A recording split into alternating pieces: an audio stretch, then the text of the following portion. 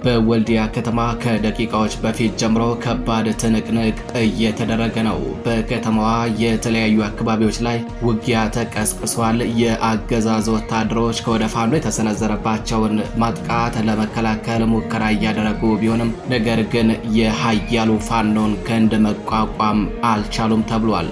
በከተማዋ በተለይም ጀነቶ በር ተብሎ በሚጠራው አካባቢ ላይ በተቀሰቀሰ ውጊያም በርካታ የፌዴራል ፖሊስ አባላት ሲገደሉ በርካታ የመከላከያ ሰራዊት አባላትም በተመሳሳይ ሙትና ቁስለኛ ተደርገዋል።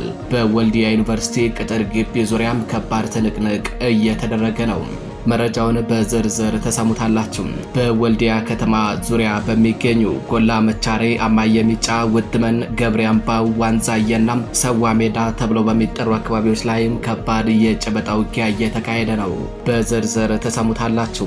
በሌላኛው መረጃችን ሚሊሻው ካድሬዎቹን አገደም። በወልዲያ በጀነቶ በርና በሌሎች የከተማው አካባቢዎች የተቀሰቀሰውን ውጊያ ተከትለው ሳይወጡ ቀርቶ የነበሩ የዞንና የከተማ አስተዳደሩ ካድሬዎች ዛሬ ማርፈጃቸውን ለመውጣት ሙከራ ሲያደርጉ የሚሊሻ አባላቱ አግደዋቸዋል። ማን ሞቶ ማን ሊተርፍ ነው? ካለቅን ሁላችንም እዚሁ እናልቃለን በሚል ነው የሚሊሻ አባላቱ ካድሬዎቹ የትም እንዳይንቀሳቀሱ ያገዷቸው። በተመሳሳይ ሐራ የሚገኙት የሰሜን ወሎ ዞን አመራሮችም የባለሽርጡ ክፍለ ጦር ጥቃት ይፈጽምብናል በሚል ህይወታቸውን ለማትረፍ ወደ ሌሎች የአፋር አካባቢዎች ለመሸሽ ጉዞ የጀመሩ ቢሆንም ነገር ግን የሚያጅባቸው ወታደር አጥተዋል። የአካባቢው ወጣትም ቀጠናችን የካድሬና የባንዳ መደበቂያ አይደለም በሚል እንቅስቃሴ ጀምረዋል። መረጃውን በዝርዝር ትሰሙታላችሁ። በሌላኛው መረጃችን በወልዲያ ሼክ መሐመድ ሁሴን አላሙዲን ስቴዲየም ውስጥ አንድ መስመራዊ የጦር አዋጊ በገዛ አመራሮቹ ተረሽኗል። አመራሩ ትላንት ከወልዲያ በቅርብ ርቀት አላገዶና አፍሪኬር ላይ የተካሄደውን ውጊያ ሲመራ ነበር ተብሏል። በዚህም በዛሬው ዕለት እርምጃ የተወሰደበት ሲሆን ሌሎች የአማራ ተወላጅ የሰራዊቱ አባላትም የአማራ ተወላጅ በመሆኑ ነው የተረሸነው በሚል በጓዶቻቸው ላይ አፈሙዝ አዙረው የእርስ በርስ እልቂት ተጀምሯል። ሰላም ጤና ይስጥልኝ የተከበራችሁ አድማጭ ተመልካቾቻችን፣ እንደምን አደራችሁ፣ እንደምን አረፈዳችሁ። ሰሜን ወሎ ዞን ወልዲያንና አጠቃላይ በምስራቅ አማራ ቀጠና ስላለው እንቅስቃሴ ትኩስ መረጃዎችን ይዘን ቀርበናል። መረጃዎቻችን ለብዙዎች ተደራሽ እንዲሆኑ ቻናሉን ላይክ፣ ሰብስክራይብ እንዲሁም ሼር ማድረጋችሁን አዘንጉ እያልን ወደ መረጃዎቻችን እናልፋለን። አብራችሁን ቆዩ።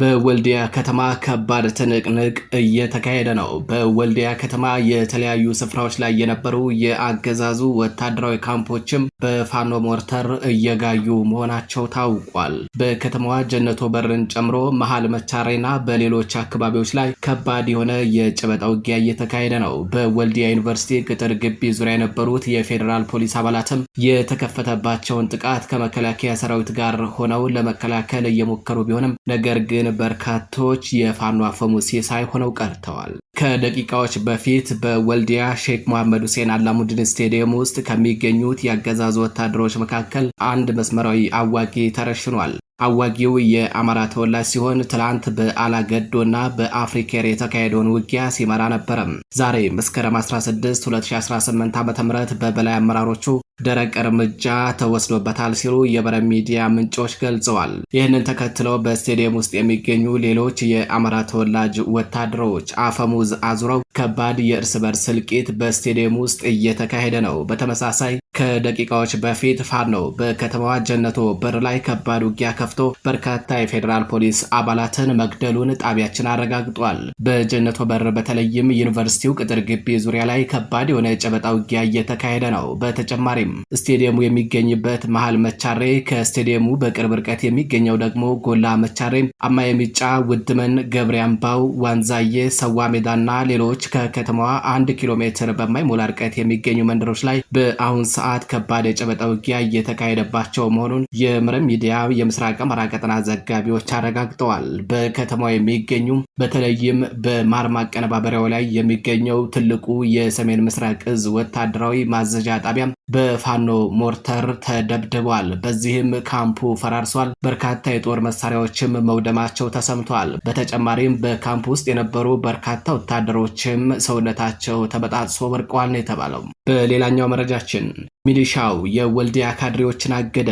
በከተማዋ ጀነቶ በርና መሃል መቻሬን ጨምሮ በዙሪያዋ በሚገኙ አካባቢዎች ከባድ ውጊያ መቀስቀሱን ተከትሎ በከተማዋ የቀሩ የከተማ አስተዳደርና የዞን አመራሮች ወደ ሐራ ሊሸሹ ሲሞክሩ በሚሊሻ አባላቱ መታገዳቸው ተሰምቷል።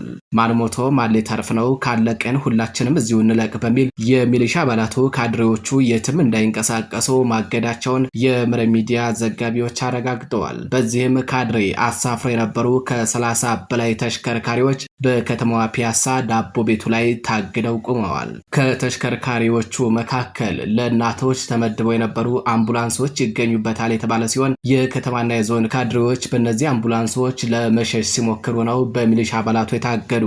በተመሳሳይ ከትላንት ጀምሮ ቀድመው በመውጣት ሐራ የነበሩ የዞኑ ከፍተኛ አመራሮች በባለሽርጡ ክፍለ ጦር ተቆርጠናል በሚል ወደ ሌሎች የአፋር አካባቢዎች ለመሸሽ እየተጋፉ ቢሆንም ነገር ግን የሚያጅባቸው ወታደራተው ከባድ ጭንቀትና ሽብር ላይ መውደቃቸው ታውቋል። የሐራና የአካባቢው ወጣቶችም ከተማችን የባንዳ መደበቂያ መሆን የለባትም በሚል እንቅስቃሴ ጀምረዋል ነው የተባለው። በከተማው የሚገኙ መውጫ መግቢያ በሮችን ጥርቅም አድርገው እየዘጉ ማንም ካድሬ መውጣት የለበትም፣ ፋኖዎች ከመጡም እዚሁ ያደረጉትን ያደርጓችሁ ብለዋቸዋል ነው የተባለው።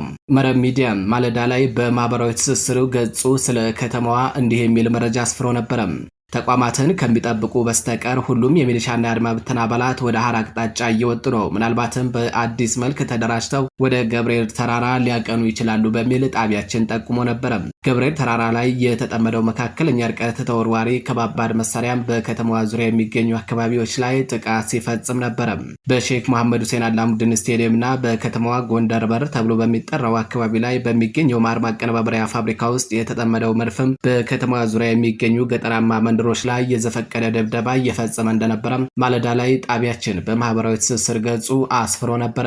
ነገር ግን አሁን ከደቂቃዎች በፊት ይህ ወታደራዊ ካምፕ በፋኖ ሞርተር እንዳይሆን ሆኗል። የጸጥታ ኃይሉ ከዞኑ ካድሬዎች ጋር ተግባብቶ መስራት አልቻለም። አብዛኞቹ የዞንና የከተማ አስተዳደሩ አመራሮች ከተማዋን ለቀው በመውጣት ሐራና ጭፍራ ተቀምጦ የጸጥታውን ሁኔታ በስልክ ለማስተባበር እየሞከሩ ቢሆንም ነገር ግን የጸጥታ ኃይሉ እኛን እሳት ውስጥ ማግደው እነሱ ከስጋት ቀጠና ውጭ በመሆን ሊያዙን አይችሉም በሚል ትዕዛዝ አልቀበልም ማለቱን መረብ ሚዲያም ለማረጋገጥ ችለው ነበረ።